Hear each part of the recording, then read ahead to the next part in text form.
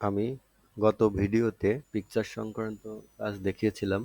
আজকে আপনাদের সাথে পিকচার সংক্রান্ত সকল স্টাইল কিভাবে এমএস ওয়ার্ডে চেঞ্জ করা যায়, নিজের ইচ্ছা মতো বানানো যায়, সেটা নিয়ে আলোচনা করব।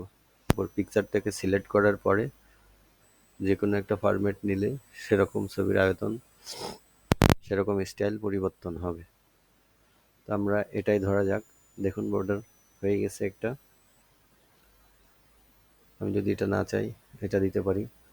বিভিন্ন রকম বর্ডার আসবে, স্টাইলটাও চেঞ্জ হবে। আপনারা দেখতেই পাচ্ছেন এখানে আমার ওয়াটারমার্কের মতো নিচে হয়ে গেছে। ছবির আকার আকৃতি এগুলো হলো স্টাইলের কাজ। এরপরে আমরা আসি, স্টাইলের ভিতর মোর স্টাইল আছে। এখান থেকে বিভিন্ন রকম শেপে ছবিটাকে পরিবর্তন করা যাবে। বন্ধুরা দেখতে পাচ্ছেন আমি যে শেপের উপর মাউস পয়েন্টার রাখছি সেই শেপের আকৃতিতে ছবিটা পরিবর্তন হচ্ছে। তা আপনারা চাইলে আপনাদের পছন্দের যেটা হবে সেই স্টাইলটার উপর চাপ দিবেন, ছবিটা সেরকম আকৃতিতে পরিবর্তিত হবে। তো আপনারা ইতিমধ্যে নিশ্চয়ই এটা শিখে গেছেন। আপনারা বাড়িতে প্র্যাকটিস করবেন, বেশি বেশি প্র্যাকটিস করবেন, বেশি বেশি জানতে পারবেন। এরপর চলে আসি, একটা পিকচারের বর্ডার নিলাম। এটাই ধরা যাক আমার বর্ডার। এই বর্ডারের কালার চেঞ্জ করব। তাহলে আমরা চলে আসবো পিকচার বর্ডার।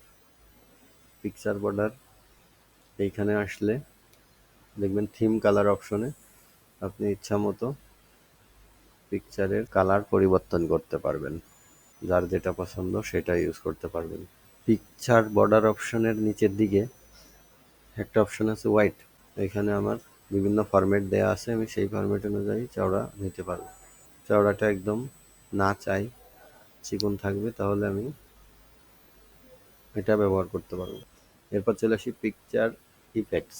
এই পিকচারে বিভিন্ন প্রকার ইফেক্ট দেওয়া যাবে। সেই ইফেক্টটার জন্য আমরা পিকচার ইফেক্ট অপশনে চলে আসি। পিকচার ইফেক্ট অপশনে আসলে দেখেন এখানে কয়েকটা আছে, প্রিসেট, শ্যাডো, রিফ্লেকশন, গ্লো। যার যেটা পছন্দ সেভাবে নিতে পারবেন। তো প্রিসেটে আমার এখানে দেখুন বন্ধুরা, যেটার উপর রাখছি পিকচারের আকার আমার সেরকম হয়ে যাচ্ছে। তো আপনারা নিজেদের কম্পিউটারে প্র্যাকটিস করে নেবেন। আমরা যদি না চাই তাহলে আমরা নাও প্রিসেটে ক্লিক করব। আচ্ছা, এরপর চলে আসি পিকচার ইফেক্টের অধীনে শ্যাডো। শ্যাডো অর্থ ছায়া ছায়া হওয়া। তো আমার পিকচারের নিচের দিকে একটু ছায়া হবে, বর্ডারটা একটু বাইরের দিকে দেওয়ার জন্য এটা ব্যবহার করা হয়। আর ইনারের ভিতরে হলো ভিতরের দিকে ছায়াটা যুক্ত হবে। আর নিচের দিকে যুক্ত করতে হলে পার্সপেক্টিভ অপশন থেকে আপনি নিতে পারবেন, ছায়া তৈরি হচ্ছে।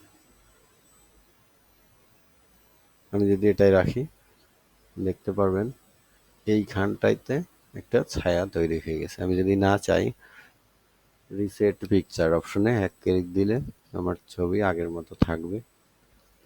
পিকচার ইফেক্টের রিফ্লেকশন অপশনে আসলে আমার ছবিটার নিচের দিকে মনে হচ্ছে ছবি ডুপ্লিকেট আকারে একটা ওয়াটারমার্ক তৈরি হয়েছে। দেখতেই পাচ্ছেন বন্ধুরা, আমি ছবির আয়তন থেকে একটু দূরে দূরে বা কাছে আনে এটা বিভিন্ন পয়েন্ট আকারে দেখাচ্ছে। আপনারা চাইলে এইভাবেও নিতে পারবেন। দেখুন বন্ধুরা,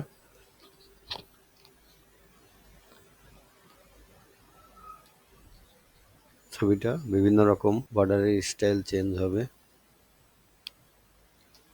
এরপর 3D আছে, 3Dতেও আপনি ছবিটা রূপান্তর করতে পারেন। পূর্বে আমরা রিসেট বাটনে ক্লিক করি, ছবিটা এনে আমরা আপনাদেরকে 3D রোটেশন দেখাবো।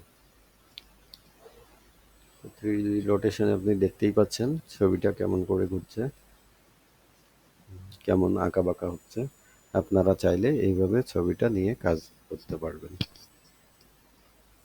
এরপর পিকচার লেআউট অপশনে গেলে পিকচারটা এরকম লেআউট অপশনের মতো রাখতে পারবেন। বিভিন্ন প্রকার লেআউট অপশন আছে আমার।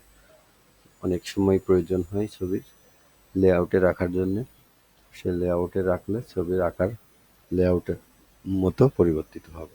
তো পিকচার স্টাইলের কাজগুলো আপনারা প্র্যাকটিস করবেন। নিজে নিজে প্র্যাকটিস করলে কাজটি শিখে যাবেন। তো ভিডিওটি ভালো লাগলে লাইক করবেন, কমেন্ট করবেন, কেমন লেগেছে জানাবেন এবং ইউটিউবে যারা দেখবেন তারা চ্যানেলটি সাবস্ক্রাইব করবেন। আমার সাথে থাকার জন্যে এবং ভিডিওটি দেখার জন্যে আপনাদের সকলকে ধন্যবাদ।